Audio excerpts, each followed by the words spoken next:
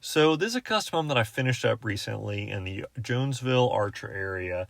It's about 5 minutes off Newberry Road, and I started it in August of 2025, and I finished it in April of 2026. So in total, it was about an 8.5 month to 9 month build. The house is 2,600 square feet heated and cooled, and 4,000 total. It's a 4 bed, 3.5 bath. And as far as the style of this home, my clients were going for like a classic Florida farmhouse or Florida vernacular and, inspired, where we're trying to really hit on a traditional Florida farmhouse with some features that, historically you would have seen in the Florida farmhouses. So definitely going for more of a historically inspired kind of feel rather than a modern farmhouse like what you see quite a bit in 2026. And in this video, I'm going to go over the house from start to finish, from when we broke ground until final inspection, all the different stages. And I'm going to go over some of the cool features in this house, So I'm going to go over the stem wall foundation. I'm going to go over the framing stage, including how we did the exposed rafter tails on the porch in different areas. I'm going to go over, the siding, the roofing, interior finishes that we did. And then, of course, what the home looks like when it's complete. So for starters, this is 6 acres, beautiful property, great oak trees. There used to be a mobile home on this property. So the property, has some huge scattered oak trees on it, but there's kind of a natural clearing towards the middle of the property where the mobile home previously was years ago. That made kind of a natural home site. So that's where we put the home. And then as far as soils on the property, so we got a soil test done. And being in this Jonesville, Archer area, South Archer has some great, pure sand, but kind of in between Archer and Jonesville, it's pretty known for having, clay soils or lime rock soils, and we ran into a little bit of both on this property. So the soil on this property is a Jonesville soil, which just kind of happens to be the soil series that's, in the location. A lot of times it'll be totally different names of soil, but in this case, we're building a house in Jonesville with Jonesville soil. And Jonesville soil will have some sandy clay loam, but then the bad news, it also has limestone.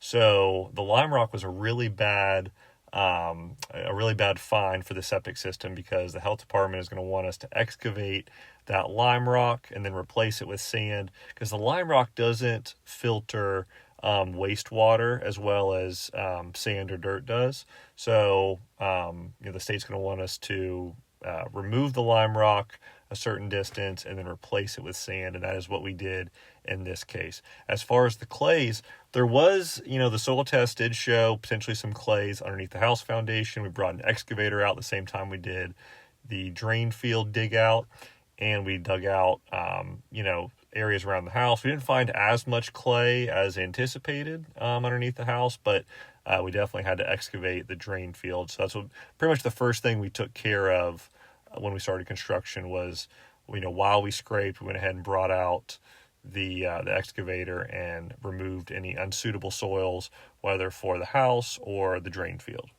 And besides that, as far as topography, the topography of this property was great, similar heights to the properties on each side of it and higher than 46th Ave that's directly in front of it. So it's really an ideal situation. You don't want the property you're building on to be lower than the properties next to you. And you also, if you could choose, would want the property to be higher than the road. And that is what we had in this case. So it was a relatively good situation when it comes to topography. And so for this house, we did a stem wall foundation. That was really important to the clients to get the look they were going for. My clients were going for that classic, farmhouse feel or kind of like a low country feel. There was some influence there too. And, classic Florida farmhouses or low country style homes are going to be built up off the ground. Now, typically with a crawl space, so in Florida, 100 years ago, people were building on crawl spaces. So what we do in 2026 to replicate that, instead of doing a crawl space, we do a stem wall foundation, which, back in the day, most of the crawl spaces were on piers, but, some of them were on stem walls.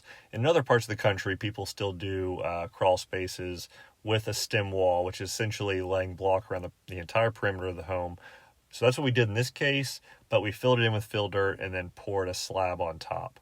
So the first step of the stem wall foundation is to dig out the footer, and then you pour the footer, and then you lay block on the footer. And then you bring in fill dirt, and then you do plumbing, then you prep and pour a slab on top. So, for certain clients with, going for a similar look to the clients in this situation, the stem wall is a very popular choice. I do them about 50% of my homes. Of course, there is the flip side of some clients that prefer a slab on grade, so they avoid steps, or the look of their home may look better with a monolithic slab. But with this type of home, with this style, we went with the stem wall. And in general, this stage of construction took about a month to complete, which is pretty typical. There's several, with a monolithic slab, there's only a couple inspections you have to get. With a stem wall, you're around 4 inspections before pouring the slab. So from start to finish here was about a month. And then we moved into framing. So this house, like most of my houses that are wood frame, will have 2x6 exterior walls. Once you get up into Gainesville, you're not seeing a ton of block walls like you do in South Florida and Central Florida. Maybe a third of my homes do have block exterior walls. But this is one of my more typical homes, one of the more typical homes in the Gainesville area where the exterior walls are wood frame. And whenever I frame, wood exterior walls, I'm always going to use 2x6 as a standard. That's what we did in this case. And we also typically use trusses. I would say 99% of the homes in Florida are going to have, truss roofing systems. And that's what we have here. Now, what's interesting though, is on the front porch and then the dormers and the front garage bump out, we did rafter framing. So leaning into that Florida vernacular style, we used 2x6 rafters, and we used a 2x6 tongue and groove roof decking. And so the reason why we used 2x6 is because whenever we screwed in the metal roofing panels, we did not want those screws to pop through. And if you use typical tongue and groove, let's say 1x6, the boards aren't thick enough to, not get fully penetrated by the screws, and you would see little screws popping out. So we used 1.5 inch roof decking in this case to avoid seeing those screws. So what it did was it allowed us to use a structural rafter and structural roof decking and turn it into something also aesthetic. So, we primed the underside and we painted it, and, definitely gave a really cool look. And we did that on the front porch, as well as the dormers and the garage, the front of the garage bump out underneath the gable.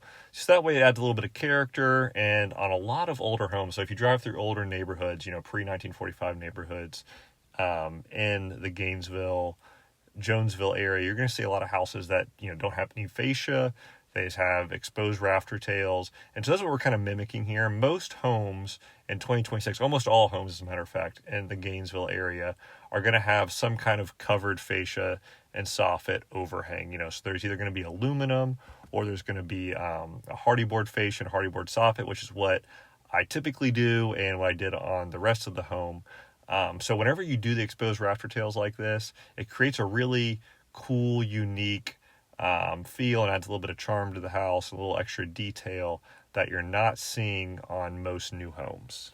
And so this stage took about 3 weeks on this house, with the extra little detail of the exposed rafter tails and exposed rafters and tongue groove and that type of stuff.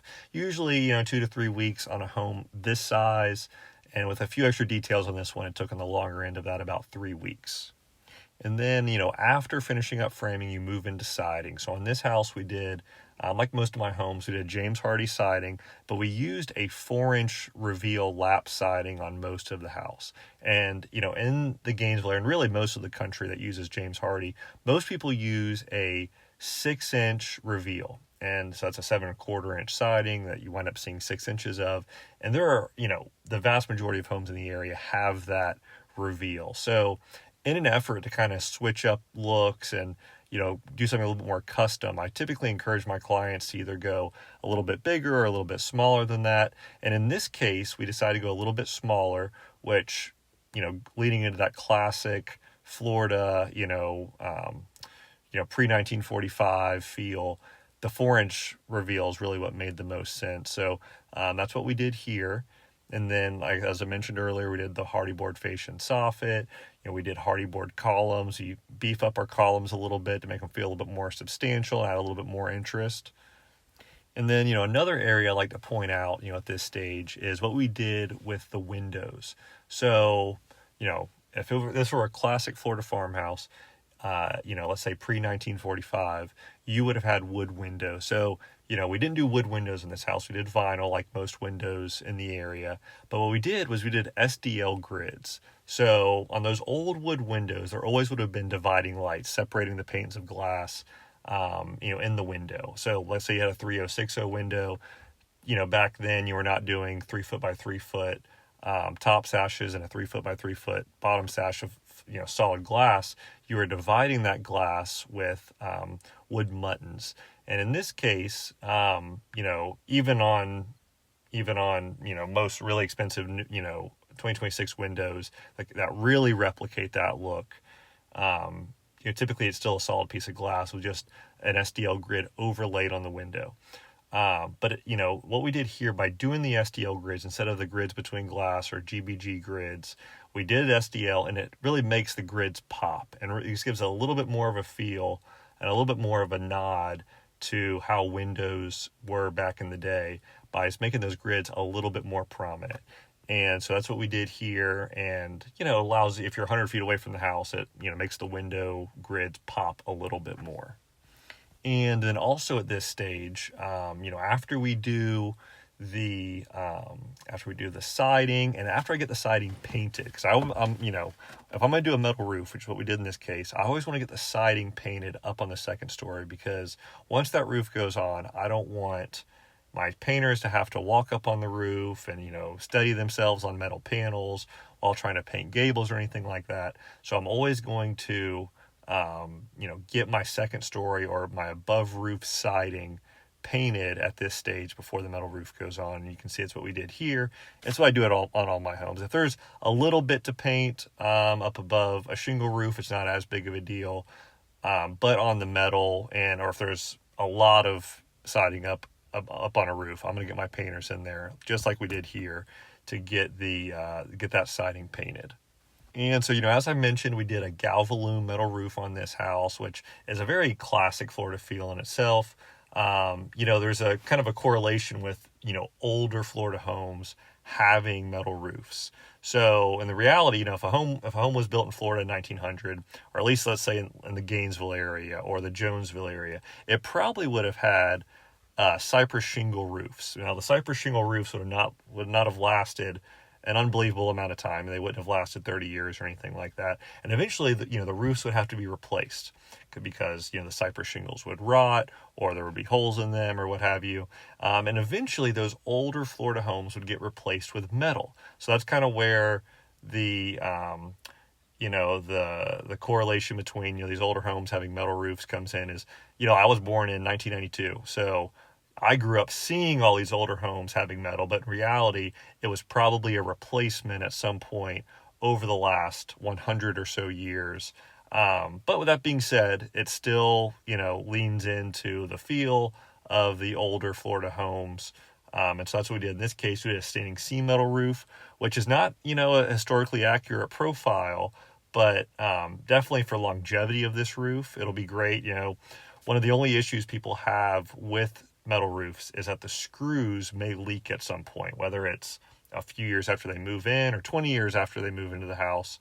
The metal panels themselves will last a lifetime, but the screws and the neoprene washers may at some point go bad. There may be a screw that backs out or what have you over time.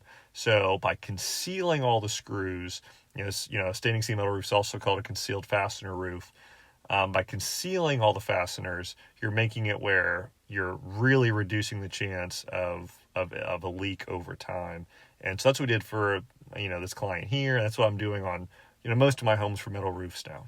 And so now we're going to take a look inside the house after the trades have come in. So, when I'm referring to the trades, I'm referring to the AC company for the duct rough-in. I'm referring to electrical for electrical rough-in. And then I'm also referring to the plumbers for plumbing top out. And so as you can see here, we've got wires ran, we've got plumbing in place. Also at this stage, we have engineering complete, so you can see the metal strapping in place, on this interior load-bearing wall. And so all the truss straps will be in at this stage as well, and the 2x4 engineering, the trusses that's called for in the attic and so forth. But at this stage, I'm looking to make sure all the electrical's in the right spot. We didn't miss any duct work, so, every room needs to have a vent. We need to make sure the returns are in place. What we're seeing here is a bath vent heading to that back gable. I really like, especially when I'm doing a metal roof, I like to try to put as many vents sidewall as I can. So I'm running vents to gables like that bath fan that we saw. Now, sometimes it's unavoidable to put, all vents sidewall, but I want to put as few penetrations in the roof as possible to prevent leaks. So it's kind of what we were looking at there. Here's the garage. I'm always putting the extra roof decking up in the attic of the garage. That way the homeowners have extra storage. And that's what we get a look at here. And we use plywood on this house because it was a standing seam metal roof. And so that's what we got in the attic space there. And so like I mentioned at this stage, we're making sure all the vents are in place, all the electrical's in the right spot. I'm also just, taking pictures at this stage, and we want to get, part of what this video is making sure in case there's, a missing vent in the future, or a missing switch, or missing outlet, or missing light, we have record of where that is. And of course, for inspection, we want to make sure everything's in place, and it's a lot easier to verify now that everything is where it's supposed to be, rather than after the sheetrock goes on the wall and you have to cut the sheetrock to, run a new wire or what have you. We definitely want to verify everything now. And so that's really what I'm doing at this stage. And so here we are with fresh sheetrock and plaster on the walls. We just finished it here in this case.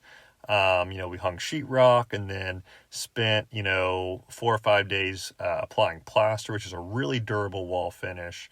It is a plaster veneer. In my opinion, it's a little bit more durable than joint compound based finishes like people are used to seeing. And that's really what we do in the Gainesville area. It's this plaster skip trowel finish. That's what we got on the wall at this stage. And then, so after plaster is complete, the very next stage is moving into interior trim. So as you can see here, we've got, all the windows trimmed out, the interior doors are up. In this case, they're taken off, to be painted.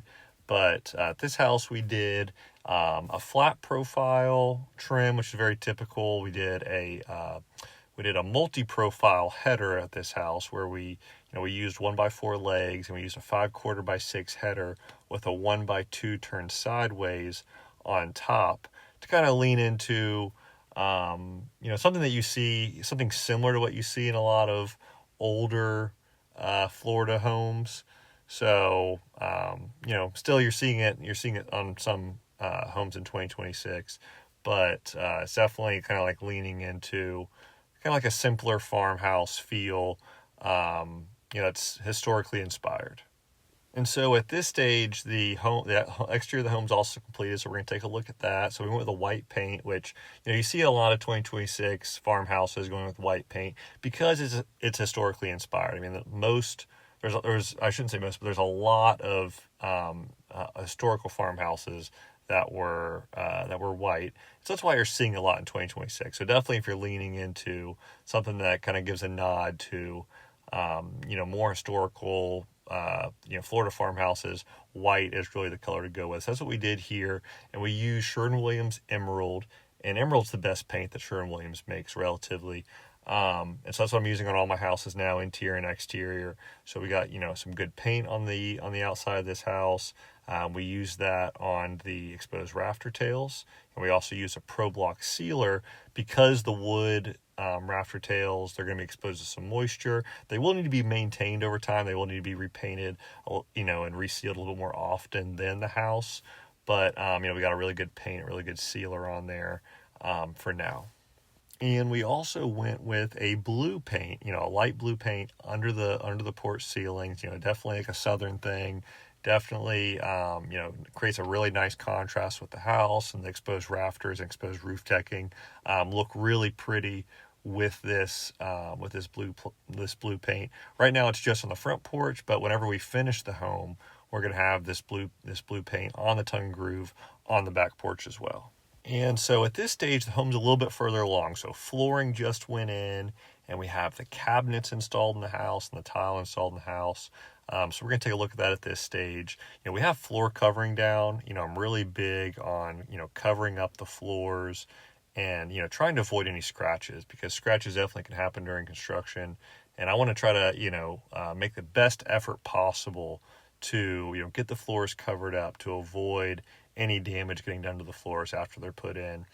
In this case, we have a vinyl flooring down, a wood tone, and this is really what most people are going with in 2026. A lot of people, love the, the waterproof or, water resistant, let's say, advantage of vinyl plank flooring. So this is what most houses are going with. You're keeping wood tones. So, it looks like a wood floor, but it's going to be really resistant to water. And, I know, these particular clients, have dogs in the house. So, definitely will hold up well to pets. And that's really the appeal that most people are seeing with the vinyl, and a main reason why people are going with it, whether it's, pets or kids, or there's a pool in the backyard that people are worried about, guests tracking water into the house. Vinyl is a very popular choice. Not to say that I don't still do tile floors and, engineered wood floors quite a bit as well, but vinyl is definitely a very popular choice. And so in this case, you see, while I was rambling there, we have the cabinets in, we've got the tile and the showers in, and moving right along. And here a little bit later, this is, right after we poured the concrete walkway and parking pad outside the garage. We also have a little bit of mulch in here. So first thing we did was laid these brick steps, and then poured the sidewalk, and then pretty soon after that brought in the mulch to surround the house. So this is a client that did not want a ton of landscaping. So they kind of wanted to do really whatever the bare minimum was, and later on, kind of add plants and do different things. And so we did, 3 foot of mulch around the house, a little bit of bigger plant beds in front. We're going to wind up bringing in a truckload of sod closer to the end of construction.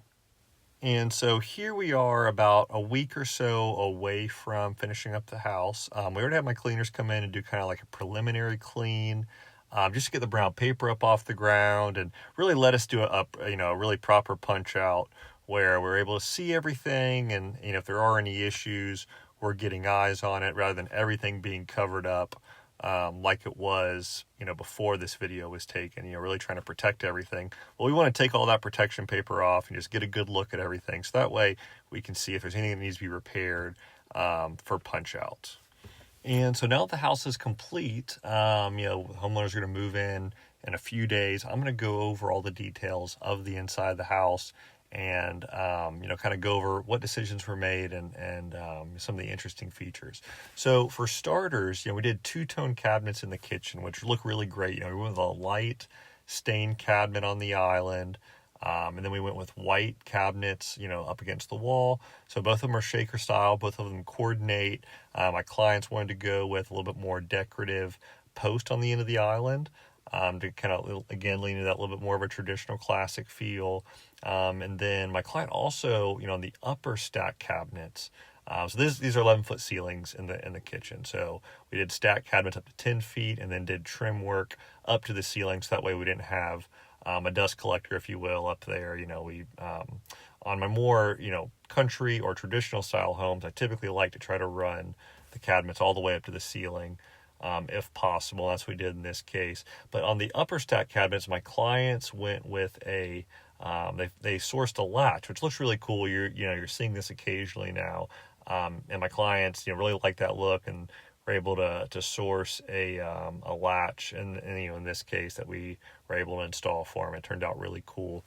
And then for the kitchen hood, so we did a sheetrock and plaster surround. So another thing that you're kind of seeing a little bit more of, here lately, are these sheetrock and plastered hoods, and with the arch, above the opening.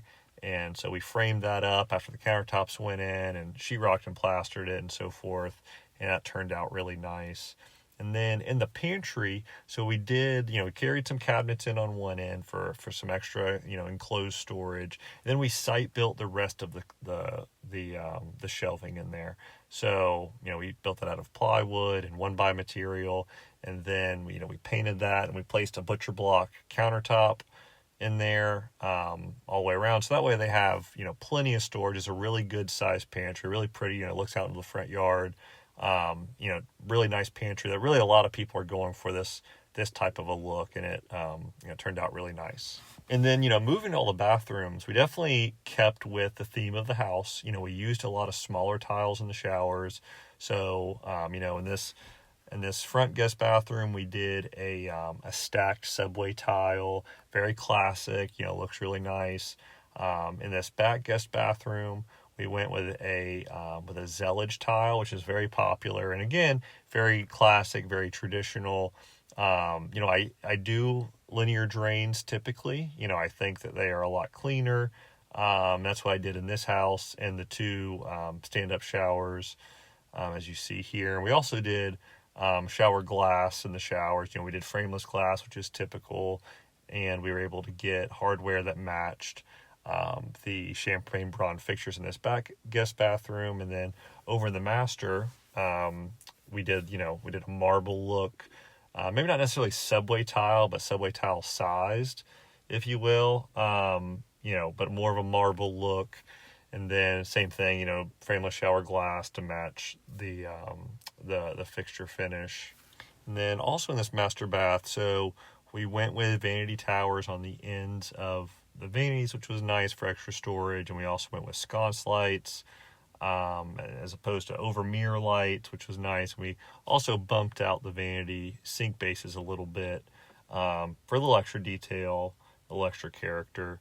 We also had a freestanding tub in here, with a really nice tub filler faucet on it as well. And so moving to the back porch of this house, this back porch has a lot going on.